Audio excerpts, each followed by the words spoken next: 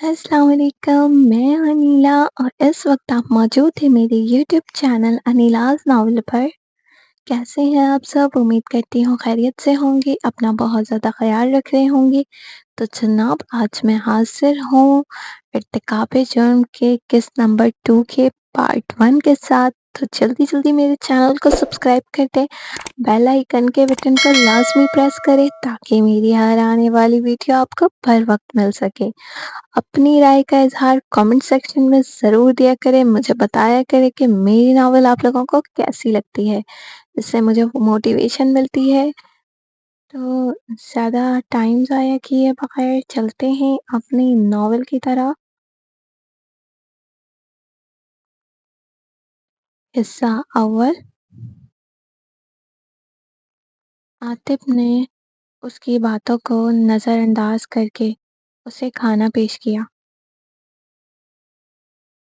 नहीं खाना मुझे खाना, मुझे अभी इसी वक्त मेरे घर पहुंचा दो, वरना वरना क्या? क्या कर लोगी? बताओ। मैं तुम्हें यहाँ से आज़ाद नहीं करूँगा, समझी तुम? आतिफ़ उसके दोनों बाजुओं को सख्ती से जकड़कर आँखों में बला का गुस्सा लिए गोया हुआ। मैं जानती हूँ, तुम मुझसे अपनी बहन का बदला लेना चाहते हो। तमारा की बातों ने आतिफ़ के ज़ख्मों को मज़ीद कुरेदा था। बोलो, इसी वजह से तुम मुझे यहाँ लेकर आए हो ना? ताकि तुम मुझसे अपनी बहन का बदला ले सको। समारा ने मुकाबिल का गिरेबान पकड़ गुस्से से चीखते हुए इस्तफसार किया। हाँ हाँ, तुम्हें जो समझना है समझती रहो समारा। तुमने और तुम्हारे घर वालों ने मुझे और मेरे घर वालों को इतने दर्द दिए हैं कि अब मैं यही सोचता हूँ कि मैं तुमसे हिसाब अपने आंसुओं का लूं या अपने घर वालों के आंसुओं का। आतिफ ने सख्ती से उसकी दोनों कलाई जकड़ कर अपने गिरेबान की गिरफ्त छुड़ाई थी।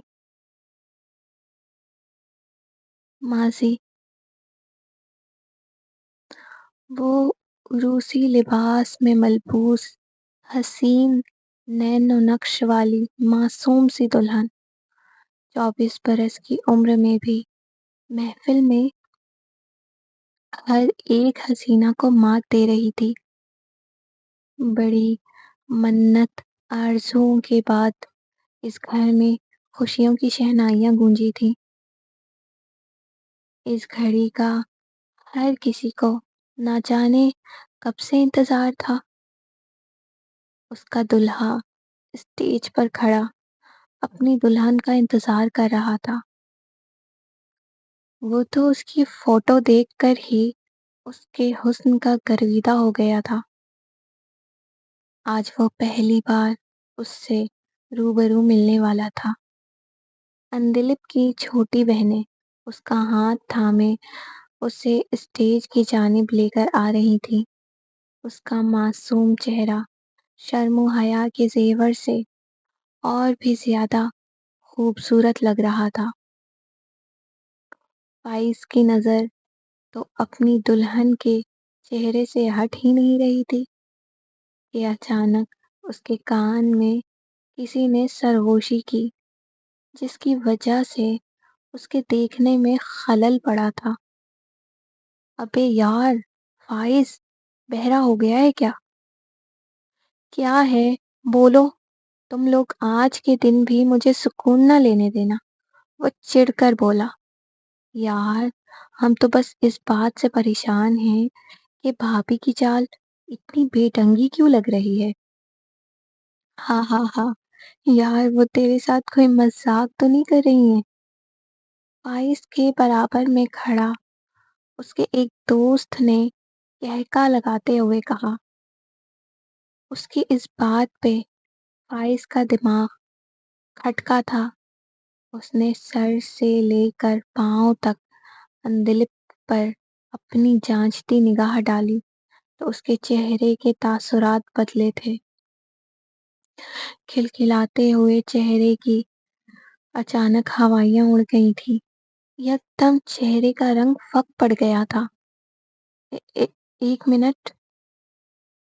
उसने स्टेज के करीब आती अंतलिप को हाथ के इशारे से रोका था।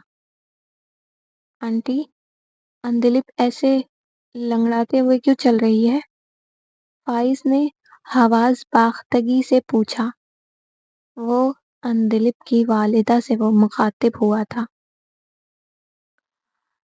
क्या मतलब है बेटा? हमने तुम्हें सब बता दिया था। कि क्या बता दिया था? फाइज ने जस बस इस्तफसार किया।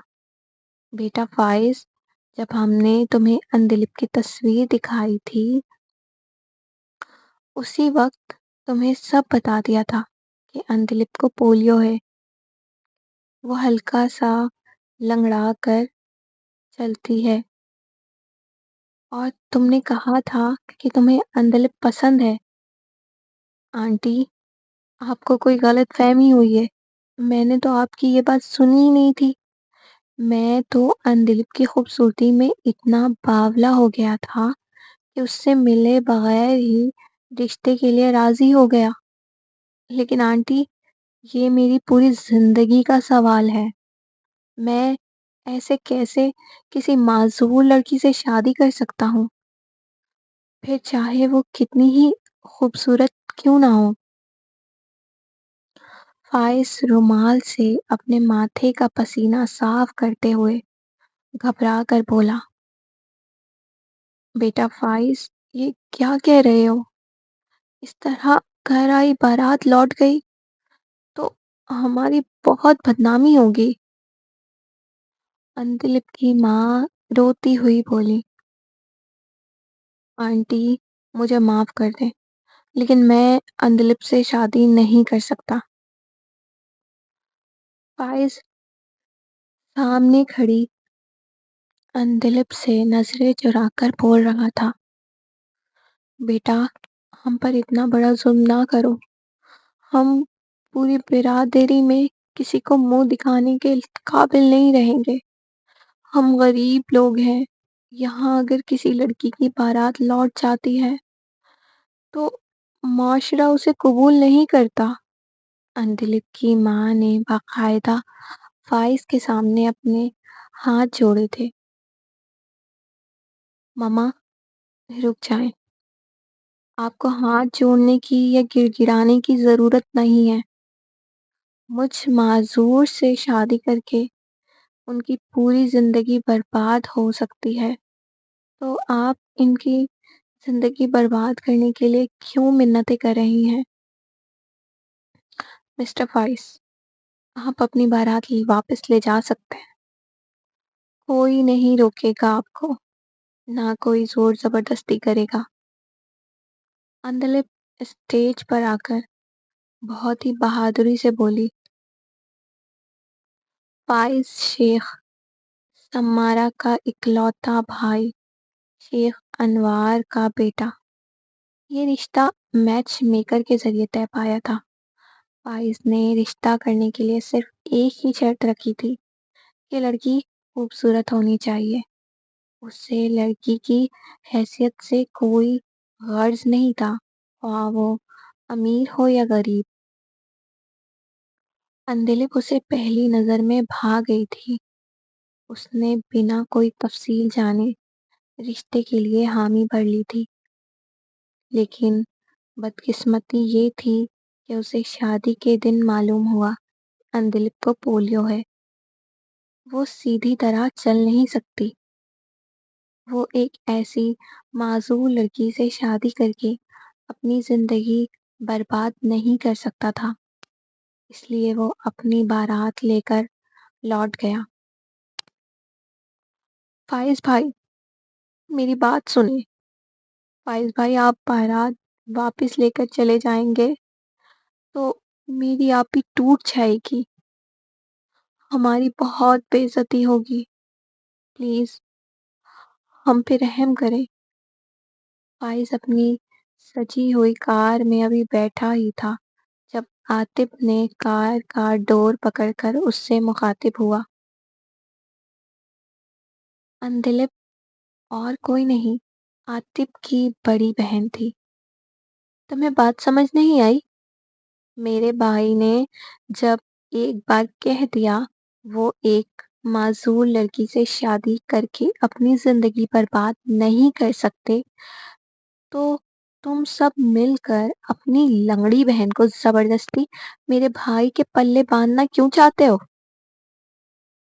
فائز کے برابر میں بیٹھی اس کی بہن سمارا نے بڑی ہی مغرور انداز میں کہا، یہ محض اتفاق تھا کہ اندلپ اور فائز کا رشتہ میچ میکر کے ذریعے طے پایا تھا، ورنہ سمارا کا بس چلتا تو وہ کبھی ایسا ہونے نہیں دیتی۔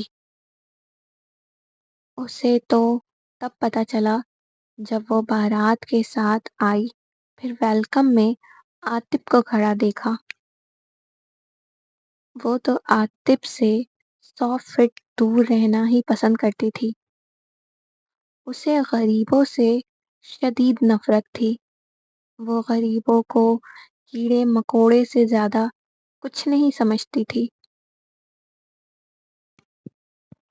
آج کے ایپیسوڈ کے پارٹ 1 کا اختتام ہوا، تو آپ لوگوں کو یہ ایپیسوڈ کیسی لگی؟ اپنی رائے کا اظہار کامنٹ سیکشن میں ضرور دیجیے گا، مجھے بتائیے گا۔ مجھے آپ لوگوں کے پیارے پیارے کامنٹ کا انتظار رہتا ہے۔ تو میری ناول ماہر جو آن گوئنگ چل رہی ہے اسے بھی دیکھیں، اس پہ بھی کامنٹ کریں۔ اپنا بہت خیال رکھیے گا۔ اللہ حافظ۔